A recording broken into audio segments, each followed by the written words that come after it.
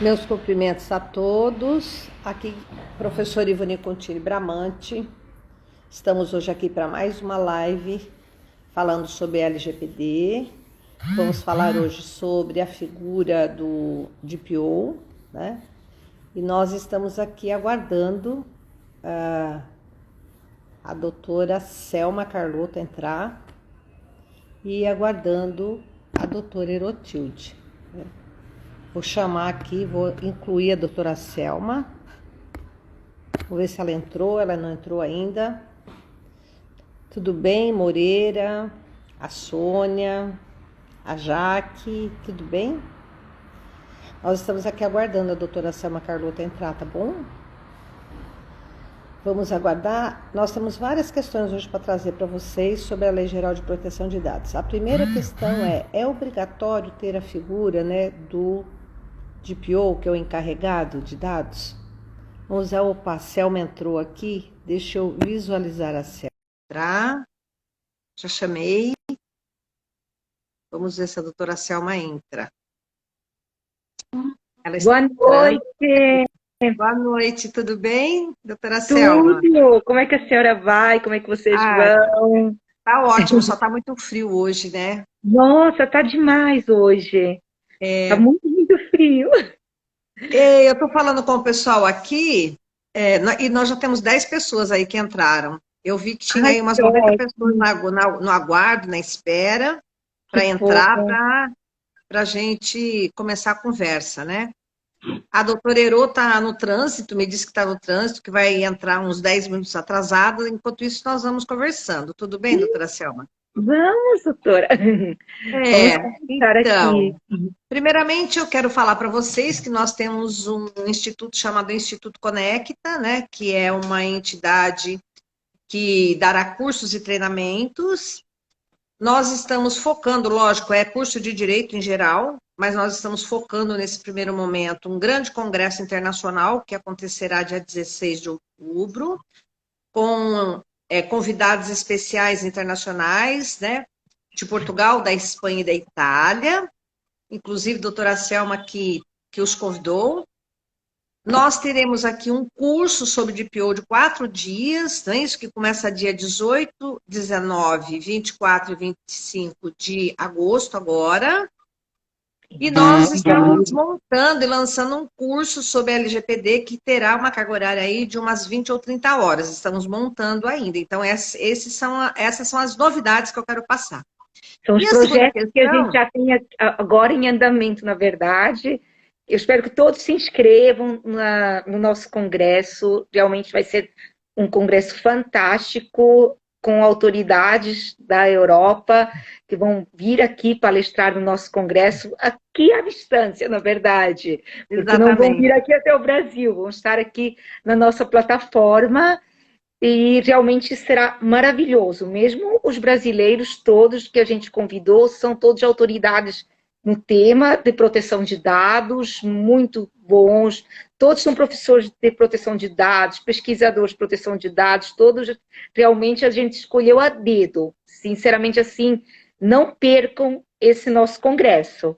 Esse congresso também, né, doutora Selma, eu queria dizer que ele está sendo patrocinado pelo INPD, que é o Instituto Nacional de Proteção de Dados, pelo Centro de Pesquisa da USP. Nós temos várias OABs, né, que estão nos apoiando também, do Rio de Janeiro, de Minas, de São Paulo, de Santo André. E nós temos vários outros institutos nos apoiando. Nós estamos fazendo a Associação dos Advogados Trabalhistas de Ribeirão Preto. Então, são várias entidades irmanadas aí neste congresso internacional, e é gratuito, gente, façam as inscrições. Nós já estamos com quase 1.000 inscritos, né? Vocês não podem perder esse grande evento que nós estamos lançando. E hoje, precedendo um curso de DPO que serão 4 dias de aula. O primeiro dia será com a doutora Erotilde, o segundo dia comigo, e o terceiro e quarto dias com a doutora Selma, né? Nós vamos falar dessa figura do DPO, mas hoje nós vamos dar uma palhinha, vamos dizer assim, né? Todo mundo quer saber, doutora Selma, se é obrigatória a figura do DPO. Essa é uma pergunta que não quer calar. Segundo, o DPO tem que ser formado, tem uma formação específica, né? Ele precisa ser certificado por alguma certificadora de DPO? Então, eu acho que eu vou passar a palavra para a doutora explicar isso para o nosso público. Claro, é assim. Na verdade, o que é que acontece? Em primeiro lugar, hoje, a nossa lei, ela não regulamenta em que hipóteses o DPO é dispensado. Ela já fala ali no artigo 41.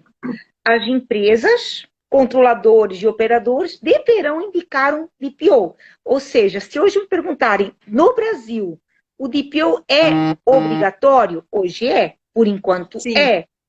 Na União Europeia, no GDPR, eles já trouxeram as hipóteses, já fecharam várias questões que aqui foram delegadas para a Autoridade Nacional de Proteção de Dados.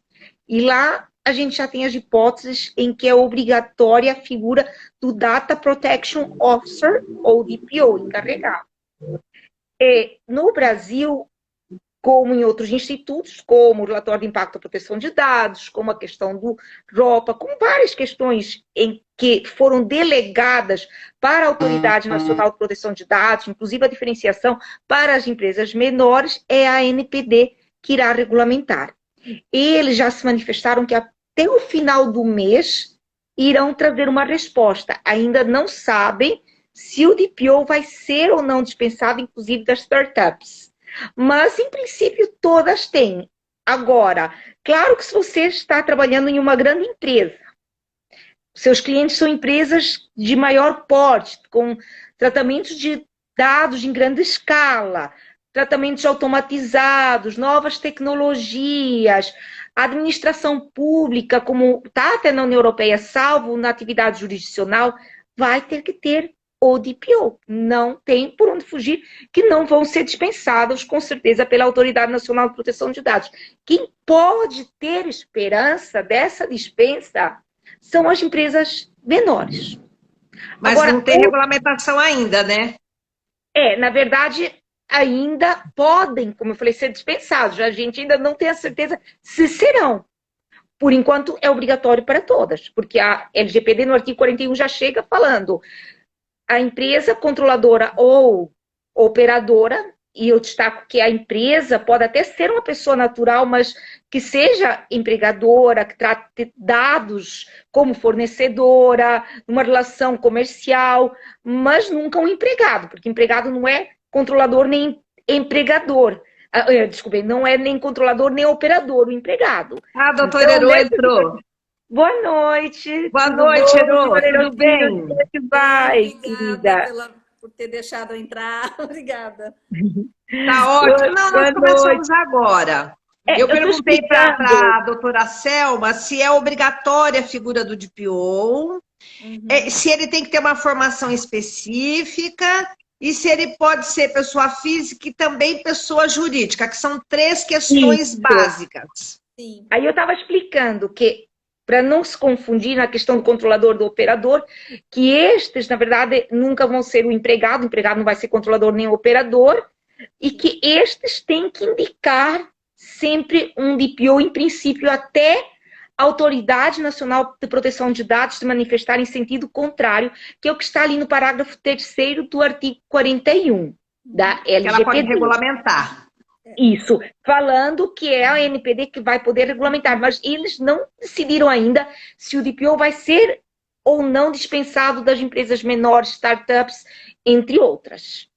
Hoje, a outra pergunta, o DPO, ele tanto pode ser pessoa física como jurídica. Inicialmente, quando foi promulgada a Lei Geral de Proteção de Dados, ele só poderia ser pessoa natural.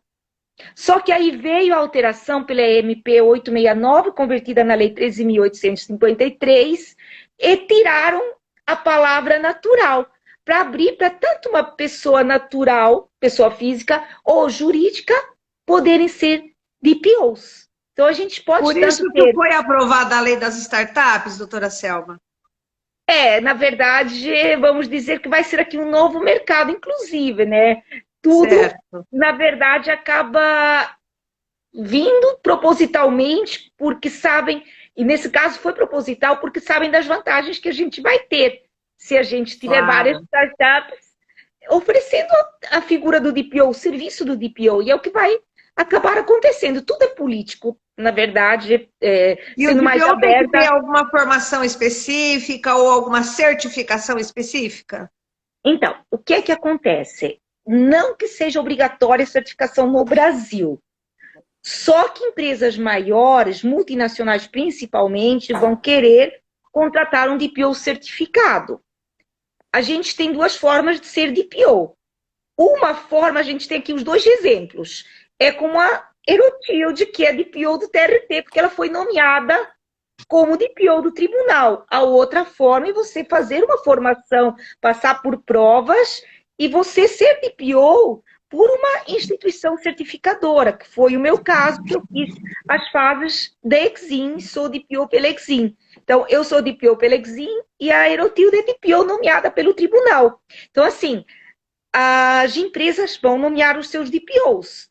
Cada uma tem um critério. Por exemplo, o TRT, o critério foi ser um juiz ali de carreira, integrante do quadro, para ser DPO, para ser nomeado como DPO e com conhecimento da LGPD.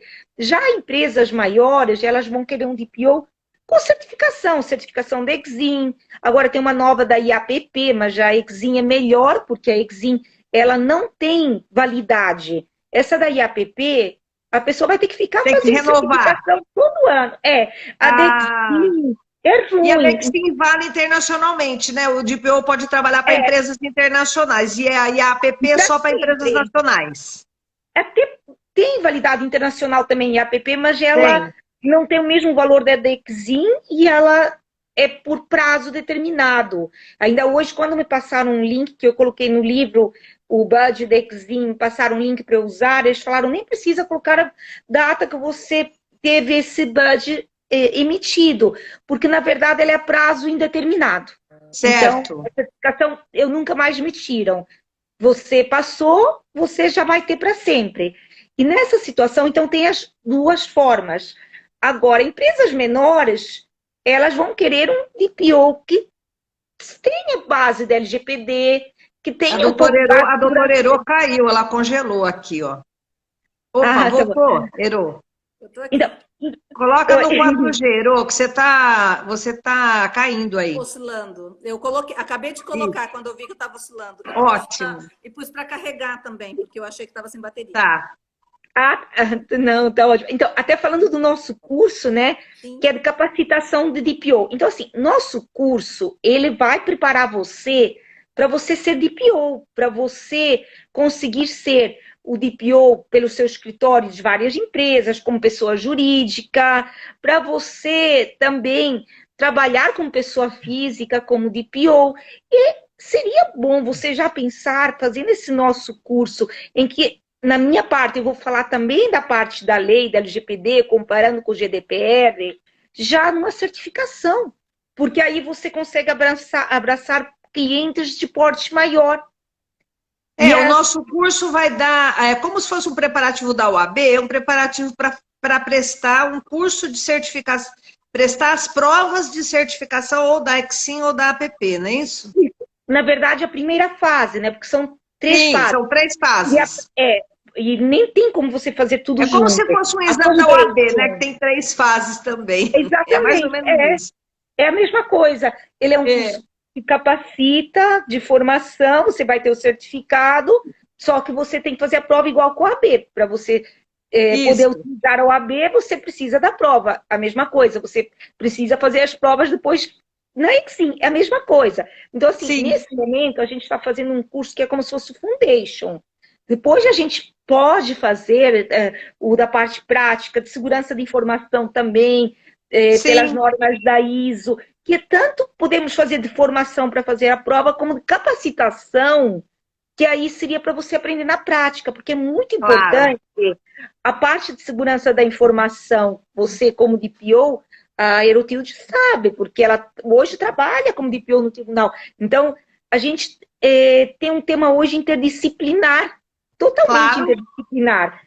Tanto que, assim, ou a gente tem gente da área jurídica ou gente da área da engenharia da informação e da computação. Se a gente reparar, a gente tem um tema interdisciplinar entre a parte de tecnologia, engenharia da computação Inclusive, hoje, depois da nossa live, eu vou estudar, que eu estou fazendo um curso de Python, de linguagem de programação. A gente acaba indo parar em outros campos, quando a gente se encanta com esse Claro. tema de proteção de dados, e vice-versa, que da área de engenharia da computação acaba aprendendo os aspectos jurídicos também da LGPD.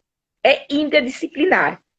Eu E queria a gente perguntar vai para a doutora passar. Ero agora, doutora Selma. A doutora Ero, ela foi nomeada como DPO do tribunal para implantar, né, as regras de segurança da informação, evidentemente, nos processos judiciais.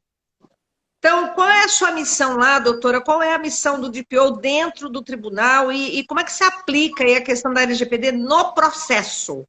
Porque uma coisa é dentro da empresa, outra coisa é no processo, né? Uhum. Então, a doutora Selma estava comentando que, no nosso caso, como é um ente público, então a forma de nomeação do DPO é um pouco diferente. Então, foi por um ato do presidente do tribunal, mas porque tem uma norma tratando do assunto. Então, o Conselho Superior do Seu Trabalho determinou que quem será o responsável pela implantação da LGPD nos tribunais é o presidente do tribunal. Então, a gente vai... ele que acaba sendo responsabilizado, inclusive civilmente, é um problema muito sério, né? E quem seriam os DPOs, os encarregados, né, de proteção de dados, seria um dos juízes auxiliares. Então, o presidente do tribunal não tinha opção. Ele fica como o grande responsável e um dos juízes auxiliares ficaria como DPO.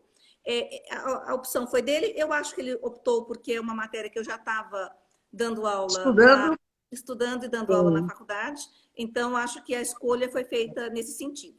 Mas eu não trabalho sozinha. Existe toda uma equipe ligada à vice-presidência do Tribunal Regional do Trabalho, e é uma equipe que tem realmente o pessoal da CETIC, que é a Secretaria de Informação e Comunicação, ouvidoria, porque as reclamações elas são feitas via ouvidoria. Há uma obrigatoriedade de termos também o nosso contato no portal do tribunal. Então tem um contato do DPO e tem o número do telefone, que é um telefone corporativo, não é o meu... Isso já é igual às empresas privadas, tem que sempre ter o contato. Não é o meu telefone particular, é um telefone corporativo, um e-mail próprio, com sigla própria para o DPO, e já tem vindo algumas reclamações, sim, especialmente na questão de raspagem de dados. Mas, assim, antes de falar disso, da raspagem de dados, tem uma série de regras que estão sendo implantadas. Há uma fiscalização, não só, né, da Autoridade Nacional de Proteção de Dados, mas, no nosso caso, especialmente do Tribunal de Contas da União. Ele fica analisando se a gente já cumpriu as etapas, se foi feita, por exemplo, o mapeamento, se foi feito, você falou do roupa, né? Se foi feito o mapeamento de risco, se cada área que tem risco vai ser treinada e quando que vai ser treinada para evitar os riscos. Então, a gente é muito parecido com o que acontece na iniciativa privada. É que também está nas normas da ISO, essa parte da capacitação, conscientização é indispensável. É interessante que até a gente fala também do compliance trabalhista, mas se a gente vai ver nas normas da ISO, a parte dos treinamentos, conscientização, política de segurança da informação, treinamento de política de segurança da informação, tudo precisa sempre tudo compor vem por normativo. Adequação. A gente tem que ter normativo para tudo. Então, assim, como que vai normatizar? E um dos normativos diz o que se esperar de um DPO, o que se esperar do encarregado de dados, né? Então, assim, é bem interessante que ele fala, uma pessoa que esteja sempre atualizada com relação às leis de proteção de dados pessoais, uma pessoa que consiga entender essa interface com os outros ramos de atividade, por exemplo, a tecnologia de informação, uma pessoa que tenha empatia com outras para que consiga entender o problema daquele indivíduo que vem se queixar ou vem pedir informações acerca dos seus dados pessoais, que porventura ele entenda que corra risco de ser vazado ou que esteja sendo vazado. Então, isso não, ainda está em estudo, então não foi publicado, mas tudo isso faz parte de um normativo que no futuro vai vir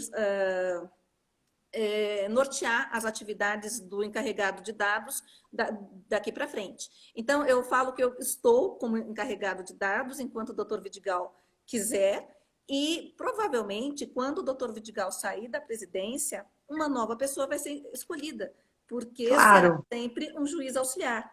Então, para o nosso caso, que é a entidade pública, né, um ente público, haverá uma rotatividade. Claro. E autoridade, quando é ente pública, autoridades públicas, administração pública, não tem como. Fora na atividade jurisdicional, isso até na União Europeia não ter. Vai ter que ter. Por isso, o comitê por trás da gente tem que ser muito sólido. Porque, independentemente, no nosso caso, do ente público, independentemente de existir essa rotatividade do encarregado de dados, o comitê tem que estar muito coeso para que não haja linguagem diferenciada, para que o cidadão não perceba essa mudança, essa transição da saída de um presidente e a entrada de outro. Eu não sei se... mas aí até é bem similar nas empresas também, precisa até estar lá dentro do sistema de gestão de proteção de dados, até que cai na segunda fase da EXIM, a questão das fases, da implementação da LGPD. E primeiro vem sempre a criação do Comitê de Governança de Dados. E esse comitê tem que estar muito preparado, ele tem que receber treinamentos, tem que dominar tudo sobre LGPD, aspectos jurídicos, segurança da informação, para já depois ser nomeado DPO, já numa segunda fase. Então esse comitê, ele tem que dominar totalmente, porque pode haver uma eventual troca de DPO também dentro das empresas. Temos uma situação, imagine um DPO que é empregado. Imagine que é despedido, ou que sai, ou que pede demissão. Sim, eu nem pensei nisso, eu pensei nas férias. E isso também vai ter um problema, porque a Aerotilde também tem direito a férias. Sim. Então, alguém vai ter que estar substituindo nesse momento. Então, nessa situação, é diferente de quando é contratada uma empresa. Até a questão que a gente falou das startups, bem nesse momento, ele acaba sendo muito propícia para empresas privadas por essa questão, porque sendo empregado interno, vai ter que ter em alguns momentos substituição. Ou troca, ou até substituição, que seja ali permanente ou interina, porque o empregado tem também intervalos, o empregado, um incidente de repente de madrugada, o empregado tem férias, ele tem licenças. Eu queria, assim, eu vi que um advogado fez uma questão aqui, se o advogado que é contratado para a implantação da LGPD na empresa, se poderia ficar como encarregado. Então, a minha pergunta era essa, porque eu vou fazer uma live na OAB de São Caetano, e a principal pergunta que eles estão me fazendo é essa. O advogado que presta assistência jurídica para uma empresa, ele pode ser DPO daquela empresa? Existe conflito de interesse? Eu fiz essa pergunta, inclusive, para a doutora Selma. Eu vou pedir para a doutora Selma responder e depois eu vou pedir para você também o que você acha, doutora Herô, desse assunto. Que eu também tenho já uma opinião formada. Mas a doutora Selma me deu uma resposta que eu fiquei, assim, bem fundamentada, né? Pode falar, doutora Selma. Então, na verdade, o que acontece? A primeira resposta... para a primeira pergunta, que seria da doutora Aerotilde, e que eu não sei quem até fez essa pergunta aqui no nosso chat, porque eu não sei, porque eu nunca vejo as perguntas. Se a pessoa, o advogado que fez a implementação, pode ser DPO. Eu não vejo problema. Agora, para a pergunta da doutora Ivani, eu já vejo problema. Se vocês estão como advogados da empresa, como defensores, com procuração da empresa, vai acabar tendo um conflito de interesses. Por quê? Quando a gente está falando do DPO, ele tem que ter uma isenção em relação à Autoridade Nacional de Proteção de Dados, porque o DPO, ele deve a confidencialidade... Ele tem que ser imparcial, né? Isso, porque em relação à empresa ele deve a confidencialidade, ele não pode também vazar informações da empresa, mas no momento que ele é convocado pela Autoridade Nacional de Proteção de Dados para responder a algumas questões, dúvidas para uma investigação, eventual investigação da Autoridade Nacional de Proteção de Dados na empresa, ele tem que responder e não pode, nessa situação, haver um conflito de interesse. Se ele for advogado da empresa, estiver como defensor da empresa, ele vai ter interesse. Porque ele é o defensor da empresa como procurador. Selma, de que se for para implantar, se for uma coisa mais administrativa, né? Não é uma advocacia de... Isso, e aqui tem toda a ligação até com a LGPD. Ele está fazendo... Porque às vezes o DPO, ele até não seria até o correto. Se a gente for ver pelo sistema de gestão de proteção de dados, está ali na ordem do livro do John, que é o da prova da Exim, o DPO seria depois do mapeamento. Primeiro a gente tem uma auditoria interna, a gente tem, na verdade, a criação do manual da legislação, para depois a gente ter o mapeamento e ainda mais tarde, na segunda fase já, a nomeação do DPO. Mas na prática isso não acontece. Ele acaba se envolvendo também no mapeamento. Desde o início. Desde o início. É isso que está acontecendo no Brasil na prática. Claro. E aí, na prática, o advogado... É bom até que ele se envolva na adequação da empresa para ser DPO da empresa. Desse jeito, eu sei exatamente o que está acontecendo. Eu sou colocada a par de tudo que a vice-presidência e a CETIC fazem. E aí, se é a muito Autoridade melhor. Nacional me pergunta alguma coisa, eu tenho condições de responder. Claro, então é bom que o advogado tenha participado da implementação. Na verdade, e ser depois DPO até é favorável. Agora, ele... defender a empresa em processos, por exemplo, como parte, como reclamada, eu já acho que é complicado, que vai ter um conflito de interesse. Eu conversei com a doutora Herô, a CLT, ela trazia a figura do preposto. É a mesma Os advogados que defendiam a empresa e prestavam serviços jurídicos para a empresa, também funcionavam como preposto. Então, a OAB disse, olha, não pode, ou você é preposto, ou você é advogado da empresa, você não pode ser as duas coisas. Aí, essa figura do DPO também, ou o advogado é DPO da empresa e ele não presta assistência jurídica para a empresa, sim, ou ele presta assistência jurídica para a empresa e ele não pode ser DPO. Porque existe um conflito de interesses. Né? Ele não pode ser as duas coisas concomitantes. Ele pode ser contratado para implementar a LGPD, tudo bonitinho, mas se ele prestar serviço jurídico para a empresa, ele não pode ser DPO concomitantemente. Porque, como ele é um intermediário entre a empresa e a autoridade nacional, ele tem que gozar dos atributos da imparcialidade. Sim, e ele jamais será imparcial se ele for advogado da empresa, prestando um serviço jurídico para a empresa concomitante com o serviço de DPO. O problema é que assim, ele não pode contar. Então, agora o DPO ele tem dever de confidencialidade, mas não então, olha, não tem como. Então, e esse dever chama-se de confidencialidade, no caso até da implementação da LGPD. Ele tem dever de confidencialidade em relação à empresa, mas ele quebra esse dever, e até caiu isso na minha prova da Exim, ele quebra esse dever de confidencialidade em relação à NPD. Ele tem que falar tudo. Não pode omitir nada. Então, há total conflito de interesse. Na Bélgica... Doutora Selma, a gente pode dizer que o DPO é um braço da NPD dentro da empresa? Não digo que seja um braço só da NPD, é da empresa também, porque a empresa tem que se adequar. Não, ele é nomeado pela empresa, mas ele tem um ônus perante a NPD. Vamos pensar de outra forma, então. Vamos pensar o seguinte. É um ônus público. Sim, a NPD, ela tem dentro também ali das suas atribuições o dever de fomentar a cultura, que estão muito preocupados hoje com a questão da cultura, a conscientização. É muito ligado ao compliance. Eu acho que a ideia nossa, pelo menos no tribunal, do encarregado de dados, é alguém que também esteja ligado ao compliance para a implantação da LGPD. É um compliance de LGPD. Sim, e é que assim, o que a doutora Ivani falou agora, eu nunca tinha pensado, mas eu concordo. Porque assim, se forem ver,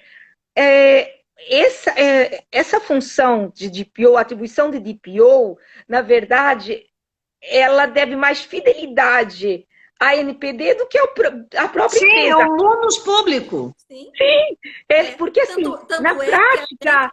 A gente não responde, não tem responsabilidade civil para o operador. Tem responsabilidade para o controlador. Desculpe, para o controlador. O encarregado também. Não tem responsabilidade civil para o encarregado.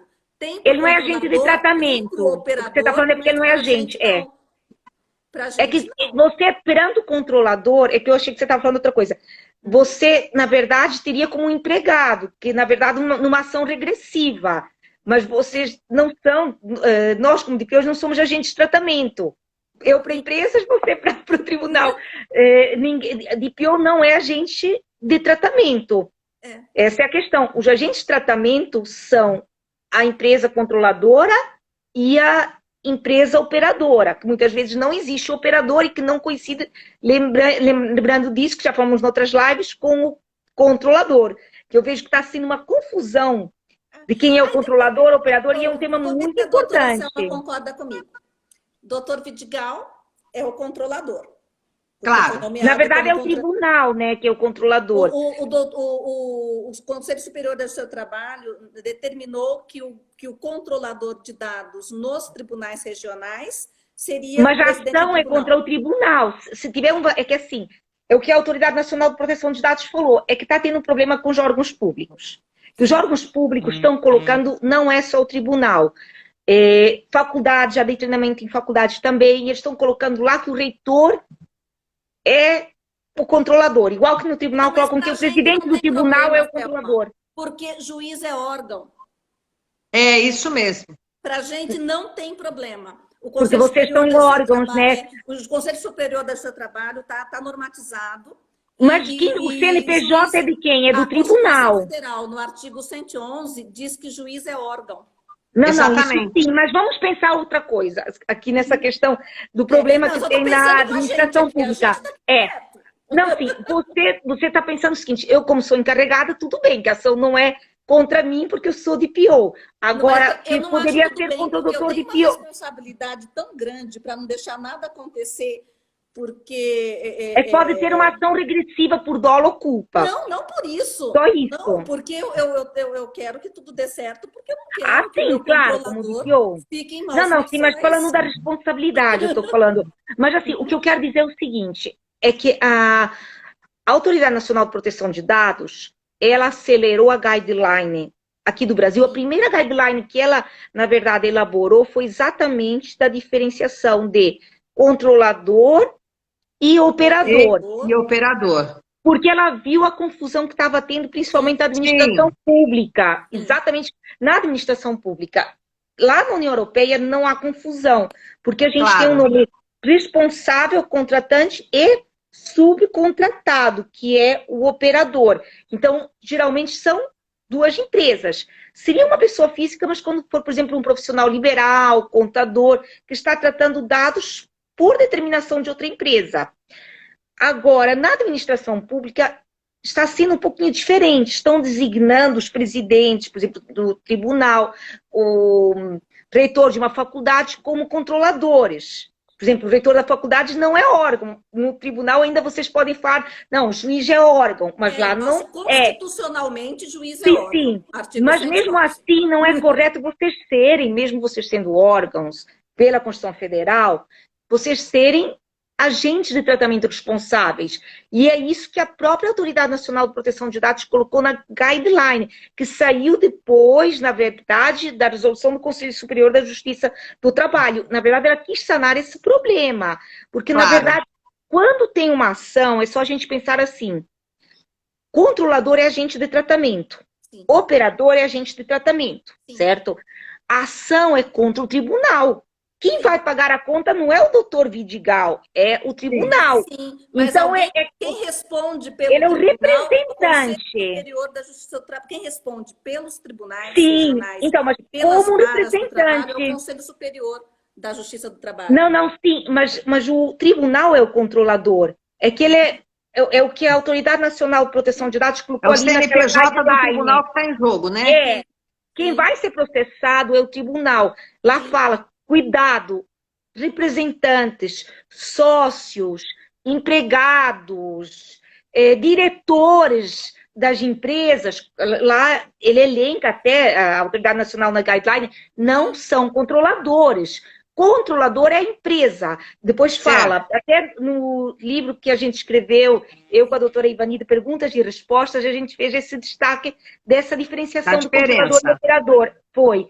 E aí, lá fala, quando a gente fala de alguém, de uma empresa, de um órgão, eles não podem ser designados como controladores. Sim. Quem tem vínculo em relação a uma empresa, à administração pública, ele vai simplesmente ser um preposto da empresa, porque a ação é contra a empresa, é que Sim. tem pessoas que respondem, os diretores também respondem pela empresa, mas os diretores não são os controladores, assim como reitores, assim como o presidente do tribunal, a ação não é contra ele, ele Sim. pode ter algum problema de responsabilidade. É a pessoa jurídica, né? Que é o controlador. Mas o controlador, isso é um erro dos tribunais mesmo. É um erro das faculdades. Eu já dei treinamento para a faculdade e eu me deparei com essa questão.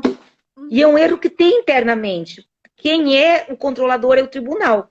Sim. Porque sim, mas o tribunal que tem o CNPJ tem um representante, que o representante na ocasião agora é o presidente. Isso, ele é o representante do controlador, na verdade. Igual que um reitor vai ser o representante Sim. da faculdade que é controladora. E aí a NPD, na verdade, ela se preocupou em fazer primeiro essa guideline sobre essa diferença do operador e controlador, até antes da diferença das pequenas empresas, porque viu essa confusão, principalmente na administração pública. E a NPD agora soltou alguma coisa sobre as sanções administrativas, né, Selma?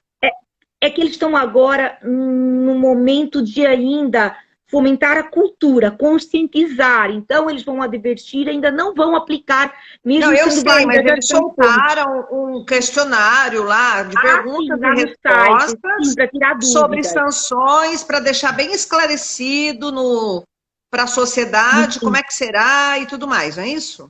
Isso é exatamente no mesmo sentido, já para tirar dúvidas, para as pessoas entenderem, para a sociedade, exatamente porque estão preocupados em conscientizar e ensinar.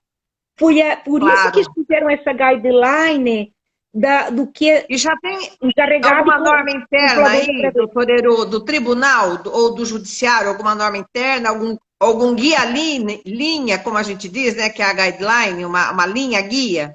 Não, tem um planejamento já tem um esboço de uma norma que precisa ser aprovado ainda pelo comitê e passar pelo presidente do tribunal, pela vice-presidência do tribunal, enfim, pela direção do tribunal. Mas já tem o esboço, já tem sim. Nós poderíamos já dar alguma advertência para os advogados de não colocar na ata o nome da testemunha, então, de não colocar no processo, nas petições, o nome da testemunha, porque na garimpação de dados ou raspagem de dados que nós falamos, as pessoas entram dentro dos processos e ficam sabendo quem é a testemunha. E nós temos discriminação, as empresas podem ficar sabendo mandar embora. Sim. E também existem aí questão do documento das partes. Qual é a indicação que a doutora Herotilde dá para quem faz petição inicial ou quem atua nos processos? Então, o juiz não pode dizer para o advogado o que ele tem que fazer, o que ele não tem que fazer. Mas eu estou fora da jurisdição, estou na administração. Mas quando eu voltar, eu falo sempre aquilo que eu faria. Quando eu voltar para a jurisdição, o que eu faria? Muitas coisas eu já fazia antes da LGPD. Eu não punha, por exemplo, na ata de audiência de acordo, eu não colocava os dados da pessoa que recebeu o Bancários. dinheiro. Eu falava que vai ser depositado na conta que foi fornecida pelo reclamante. Eu nunca coloquei, porque eu sempre achei que era muito perigoso mesmo os dados vazarem. Vou continuar fazendo isso. Coisas que eu vou tomar cuidado, de colocar o nome eu vou colocar as testemunhas qualificadas conforme o documento em anexo. E o documento em anexo vou deixá-lo em sigilo. E na hora de fazer a sentença, vou fazer sentença colocando a primeira testemunha da reclamada qualificada no documento X, que é um documento que está em sigilo. Que está em sigilo. E aí não fica o nome da pessoa. Eu não posso, eu como juiz, falar para o advogado, olha, advogado, faça da mesma maneira. Aí o advogado é que tem que tomar cuidado, os cuidados que ele achar necessário na hora de fazer as petições deles. Mas eu tomaria esse cuidado agora que eu sei que as raspagens são feitas e as raspagens são legais. Ninguém está fazendo uma garimpação ilegal. Essas empresas que fazem essas raspagens fazem isso legalmente. Agora, se eu não deixar esses dados à mostra, fica mais difícil para essas pessoas aparecerem no Google, por exemplo, ou no Jus Brasil, ou em alguma dessas, escavador, porque eu não vou ter deixado esses rastros pelo caminho. Não dá para eu dizer que eu tenha feito uma anonimização, porque dá para chegar, então é uma pseudo-anonimização, mas já dificulta um pouco mais dessas empresas de raspagem encontrar essas pessoas, porque as consultas que foram feitas até agora para o tribunal são nesse sentido, de como que eu faço para tirar o meu nome desses sites de raspagem de dados. Só que, assim, há toda uma segurança da informação no tribunal, que respeitada, com todas aquelas, pelo menos 7 etapas de segurança, para que não haja vazamento, mas o que o pessoal da TI diz, os dados estruturados, a gente tem certeza de que está tudo seguro. O grande problema são os dados não estruturados, cujos nomes das pessoas, os dados das pessoas estão alocados de maneira aleatória no processo. Como o processo é público, então, assim, aí depois eu vou até pedir que a Selma fale um pouco sobre isso. Para a gente, o processo o artigo 93, inciso 9 da Constituição Federal, estabelece que o processo é público. Então, essas empresas de raspagem fazem o papel delas. Se eu não deixar esses dados espalhados, fica mais difícil de elas fazerem isso. E eu vou pedir para a Selma me falar, porque o que me disseram, eu nunca estudei a legislação europeia, o que me disseram é que na Europa, muito embora os processos sejam públicos, a única coisa que fica pública é a sentença. Por isso que fica mais fácil de você, como tribunal, fazer essa proteção do cidadão, do jurisdicionado. No Brasil, a Constituição é mais ampla. Ela fala que todo processo fica público. Então, aí eu acho que a gente tem que tomar esse cuidado de colocar o sigilo naquelas peças que a gente acha que não podem ser objeto de raspagem. E também, doravante, doutor Herô, os documentos que são juntados no processo, porque, por exemplo, nós temos aí, às vezes, juntado imposto de renda, os bens, né, a listagem de bens, a listagem de clientela.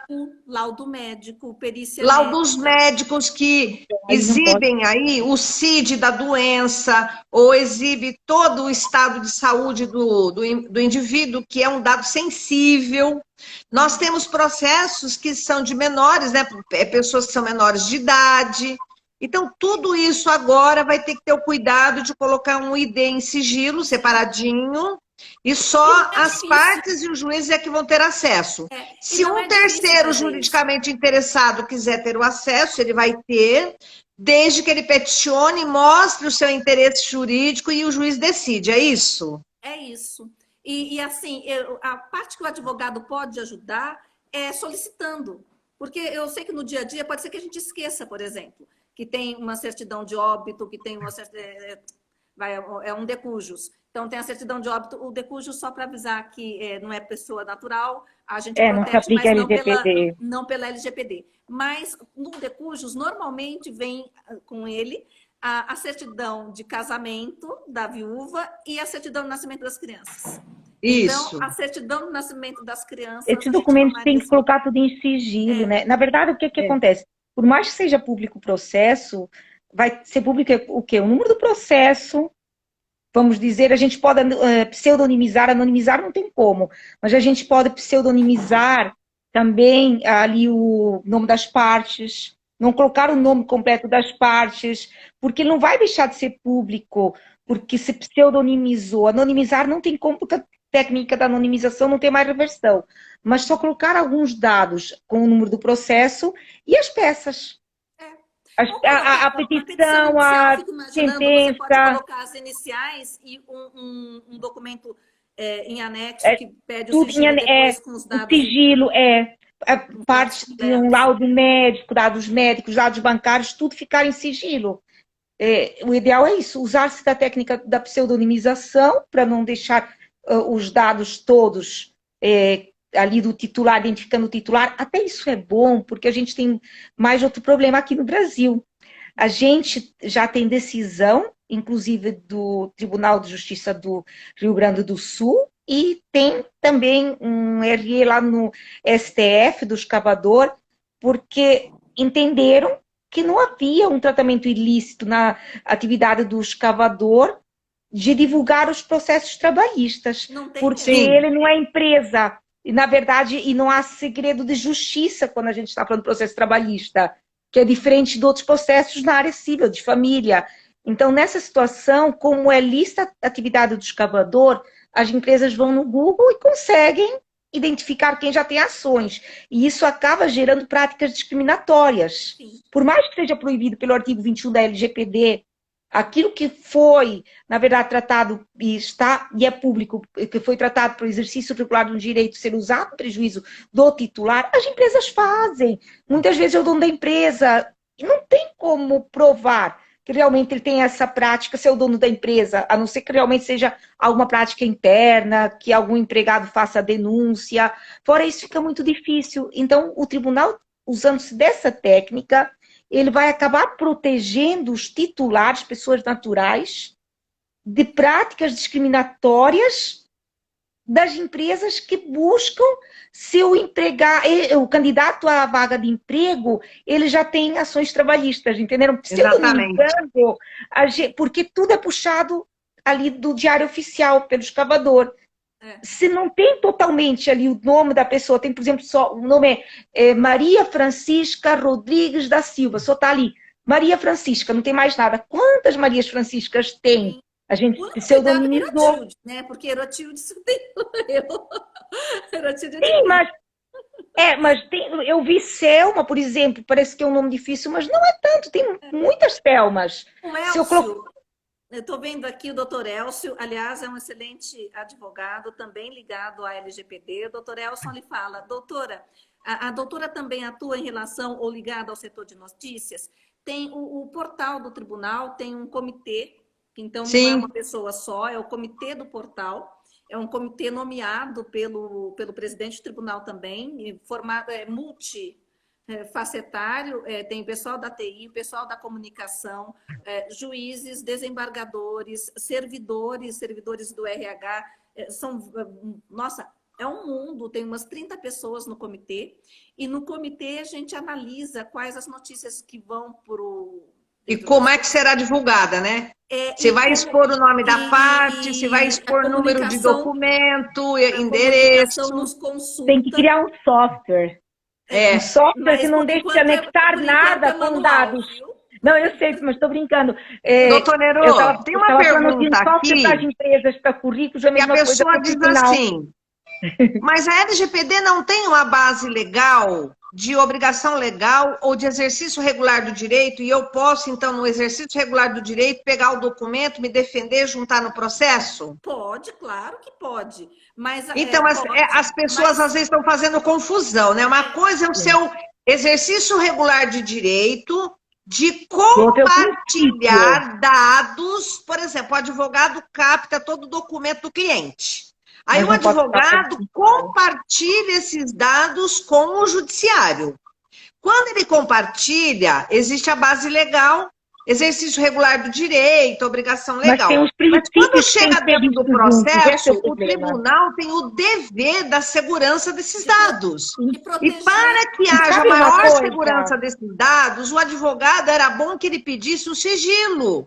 E nós colocaríamos, então, criptografado dentro do sigilo, não é isso, Herô? Não é exatamente criptografado. Não precisa criptografar. Mas a gente anonimiza. Então, a gente... Na verdade, põe o ID e pseudonimiza vocês pseudonimizam no processo. Porque... Mas que as empresas privadas criptografam. Mas o tribunal não, né? Criptografar, a gente não vai conseguir reverter, seria uma forma de anonimização, eu não poderia reverter para descobrir quem é a pessoa. Queria ter as duas chaves na criptografia do destinatário, para só assim você com as duas chaves, ou tendo a mesma chave no destinatário, você consegue reverter. Dá para criptografar e só, na verdade, quem está tratando que tem as chaves, que é o que fazem empresas privadas, conseguir realmente reconhecer o que está ali. Por exemplo, quando a gente está falando no WhatsApp, a gente tem uma criptografia no WhatsApp, mas só eu consigo ver e vocês, destinatárias, quando recebem. Mas se é hackeado o WhatsApp, a nossa conversa, ela é criptografada, então sai tudo embaralhado nessa situação, porque está tudo criptografado. Então, as empresas, elas têm, por exemplo, um pendrive, um disco com dados para os funcionários, principalmente que estão trabalhando externamente, tudo tem que ser criptografado, que é uma das técnicas que a gente tem de segurança da informação, que é a criptografia, que o tribunal ele acaba não criptografando. Ele usa de técnica a pseudonimização, que é a questão do sigilo. Anonimizar seria o quê? Por exemplo, o João Francisco de Oliveira da Silva. Ele é advogado, é brasileiro. A gente vai tirar o João Francisco de Oliveira da Silva e vamos deixar um advogado brasileiro. Não tem como reverter. Então, geralmente, a gente usa a anonimização para estatísticas. A empresa, por exemplo, na Covid, 80 homens morreram com 50 anos de idade. A gente anonimizou. Então, não vai reverter. Não sabe quem são as pessoas, né? O nome delas. A pseudonimização, por exemplo, da União Europeia, ela inclui também a criptografia, porque você embaralha, mas ali quem está tratando, ele consegue, porque tem as chaves, consegue identificar. O tribunal até poderia criptografar, como as faculdades estão coletando já tudo criptografado. Mas o tribunal ainda não está com essa técnica. Essa é a questão, eles não têm essa técnica, vocês não têm essa técnica. Não tem. As faculdades estão criptografando o nome dos alunos, né? O acervo dos alunos. Tudo, estão criptografando, mas eles conseguem ver. E se algum executivo, alguém que trabalha de home office, vai para cima e para baixo com computador, com pendrive, tudo tem que ser criptografado, que ainda é uma das melhores medidas técnicas. Agora, algo que tem que ter muito cuidado, que é dentro da segurança da informação, que a gente chama de privacy by default. Privacidade por padrão, é um dos subprincípios da segurança da informação, mas é um subprincípio que é ligado ao direito, que a gente está conectando direito aqui e segurança da informação. Parece que não é segurança da informação, mas que significa o quê? Apenas processar dados necessários para cada finalidade. Então, algo que também o tribunal poderia tentar fazer seria não aceitar, não sei se vocês já estão fazendo, até gostaria de saber, não aceitar dados desnecessários. Se alguém acabar anexando dados desnecessários... Eu estava olhando aqui as nossas ações, a gente ainda está na ação de começar a sensibilizar as pessoas acerca da LGPD. Então, a gente da conscientização. É a fase 2 ainda. A gente tem que começar tá aqui o CPC que manda fazer petição inicial com nome, RG, endereço, CEP. Eu acho que até isso aí teríamos que mudar, viu? Então, o próprio CPC teria que mudar. Pode fazer, mas ele faz assim, olha, reclamante, qualificação em anexo. Sim. Aí você coloca o documento em anexo e manda botar no sigilo. Tá no sigilo, você continua com os dados, só que na segurança de informação. A empresa, se for empresa, pessoa jurídica, pode qualificar normalmente, porque a LGPD não protege a pessoa empresa, é só a pessoa natural. Assim como dados de pessoas Meninas, mortas, eu quero dizer a vocês que nós já estamos com 60 minutos, nós vamos cair. Então vamos. Gente. Deixa eu só fazer um comentário. É que hoje eu estou mais tranquila, porque essa semana eu tenho menos aulas à noite. E o que é que acontece? Só voltando para não esquecer, para quem está nos escutando... A gente você tem 2 minutinhos, Thelma. Vou falar rapidinho. Do conflito de interesse, teve uma empresa que sofreu uma sanção na Bélgica, porque o DPO... Quem foi nomeado como DPO era o Compliance Officer da empresa. E o GDPR traz que o DPO não pode estar na função de DPO, ser nomeado DPO, se ele já tiver outra função que gere conflito de interesse. E poderia ser até uma base que a gente não tem aqui no LGPD no país. Para o advogado. Ou você é advogado ou você é DPO. Não pode ser as duas coisas ao mesmo tempo. Isso. Pode um advogado ser DPO, mas ele não pode prestar assistência jurídica para essa empresa. Isso. Então tá.